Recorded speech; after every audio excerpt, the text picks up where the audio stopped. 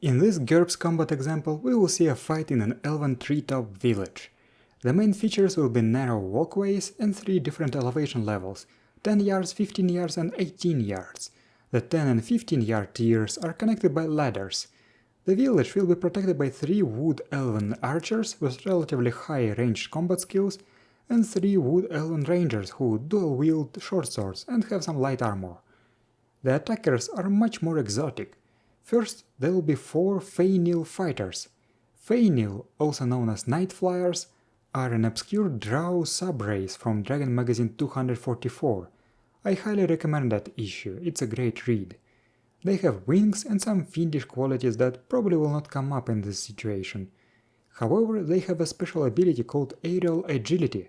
Their dexterity is increased by 2 when flying, thus they are clumsy on land but agile in air. They have no armor but have long spears and short bows. The fainil are not alone, they are accompanied by a cacodemon. Big, tough, but slow. It is well protected by chitinous plates, but its underbelly and backside are soft. This probably will become relevant with all the elevation levels. In addition, their big eye is a weak point. The cacodemon can belch lightning, deliver a nasty bite, and use its tongue to grapple at a distance and possibly pull victims into its mouth or just off the platforms. Some new rules will be used.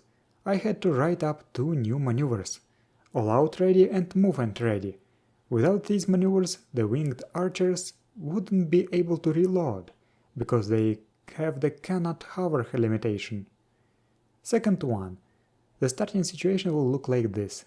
The wood elves are ready and prepared for the confrontation, with archers spread across the 3 elevation levels and rangers running around on the middle tier.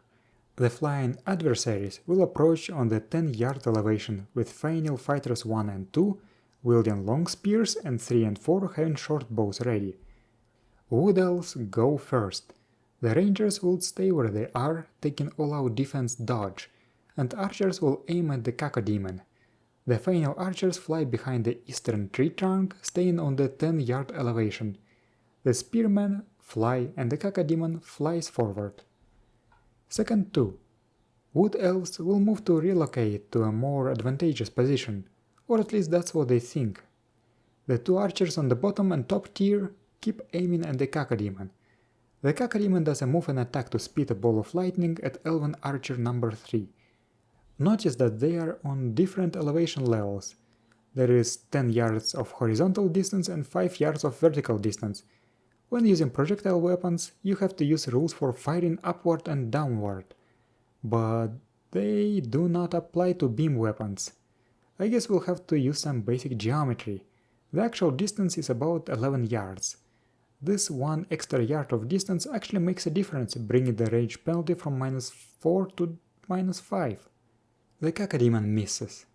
As per page 398 of GURPS Basic Set, when flying, moving diagonally at 45 degrees costs the same as 1.5 horizontal yards. The fainil have flying move 11. The spearmen want to fly at the backline archer number 2 in the north. Thus, they both move 7 yards horizontally and vertically, ending up at the elevation level of 17 yards. The fainil archers ascend 6 yards and move horizontally 3 and 4 yards as part of a move and attack maneuver, trying to shoot the wood elven ranger number 3. They both miss their target. Even though short bows are, well, short, they still have bulk -6, which is a lot. Second 3. Wood elf archer number 1 fires at the cacodemon's eye as an all-out attack determined. And he actually manages to land a hit and roll maximum damage. The cacodemon's eye is protected by nictitating membrane 2, but he still receives 10 HP of injury. The injury multiplier is only ×2 because the cacodemon has injury tolerance no head. Even though it looks like a flying head, it's actually a flying headless torso. However, the eye still gets crippled. The cacodemon has 32 HP, so now he is at 22 HP. Even though these 10 points of injury are less than half of the cacodemon's HP, this still counts as a major wound because it crippled a body part. Should it still impose a -10 penalty on knockdown? Probably not. The cacodemon is not stunned, but is blind now. Wood Elf Archer number 2 stops aiming and instead fires an unaimed shot at the closest approaching fainil spearman. The elevation difference is only 1 yard, which is not enough to affect the effective distance. Until his attack roll is successful, the fainil dodges. Wood Elf Archer number 3 also fires at fainil number 2. Elevation difference is 2 yards and bow is a projectile weapon, so 2 yards are added to the effective distance. He misses like a chump. Wood Elf Rangers move to other places. Fainil archers fly 3 yards closer to the enemy and try readying new arrows with a move and ready maneuver. This requires a dexterity -2 roll. Both of them succeed. Fainil fighters do a move and attack maneuver targeting one of the Wood Elf Rangers, because he had his back turned to them. They both will occupy the same hex but on a different elevation level, 17 and 15 yards. One of the attacks misses, but the other one delivers a major wound. The ranger rolls against HT and fails. This results in knockdown, but where does he fall? This is actually important. I decided to use the rules for scatter. I rolled a 1, which means that the elf falls to the north, falls off the bridge. Just for fun, let's calculate the fall damage. A fall from 15 yards has a velocity of 18 yards per second. I roll 4d4 damage and get a 7, which is actually a very low result. The elf survives, but probably breaks a limb. In any case, he's out of the combat. The Cacodemon will fly 2 yards diagonally. He's blind, not deaf. Second number 4. Wood Elf number 1 rolls fast draw and succeeds. He then moves 5 yards. Wood Elf Archer number 2 rolls fast draw, succeeds and raises his bow for another shot. Wood Elf Archer number 3 rolls fast draw, succeeds and readies his bow for another shot and takes a step back. Wood Elf Rangers run forward and one of them does a move and attack against the Fainil fighter that is at the 15-yard elevation level. He misses. Fainil Archers move 3 yards forward and ready their bows with a move and ready maneuver. However, one of them fails his dexterity roll, so the bow isn't readied yet. Fainil Spearmen fly eastward and descend so that they are out of reach of the Rangers. The Cacodemon flies 2 more yards forward diagonally. Second number 5. Wood Elf Archer number 3 takes a step and readies his bow. Wood Elf Archer number 2 changes facing and aims at the Fainil Archer number 4. Wood Elf Archer number 3 changes facing and shoots Fainil Spearman number 2 in the back, as an all-out attack determined. He misses narrowly. The Rangers move to other places. Fainil Spearmen move under the archers to avoid getting shot.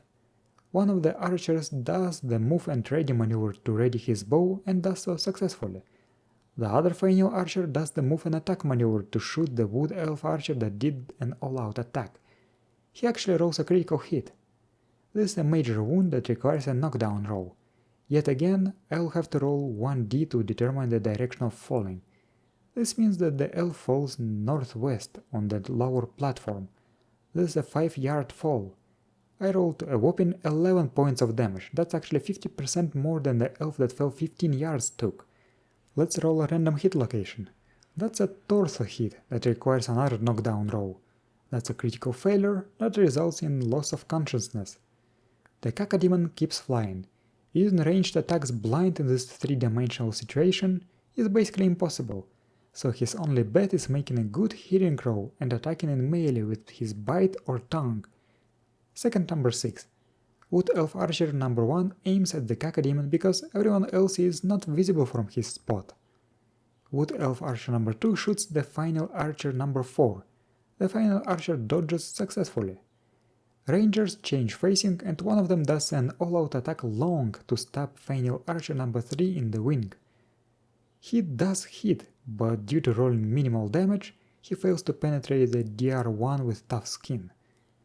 Fainil Spearman number 1 flies from under the platform and does a move and attack at the Wood Elf Archer number 1. He hits, the archer fails to dodge, takes 10 injury, which is a major wound, and fails the knockdown roll.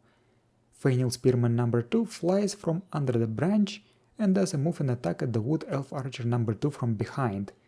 He hits the vitals, deals a major wound, and the archer badly fails his knockdown roll, losing consciousness and probably falling off the branch. We decided to call it here, because the Wood Elves have lost all their ranged combatants. Well, that was quite one-sided, wasn't it? This example shows just how big of an advantage flight is, even if it's limited with cannot hover.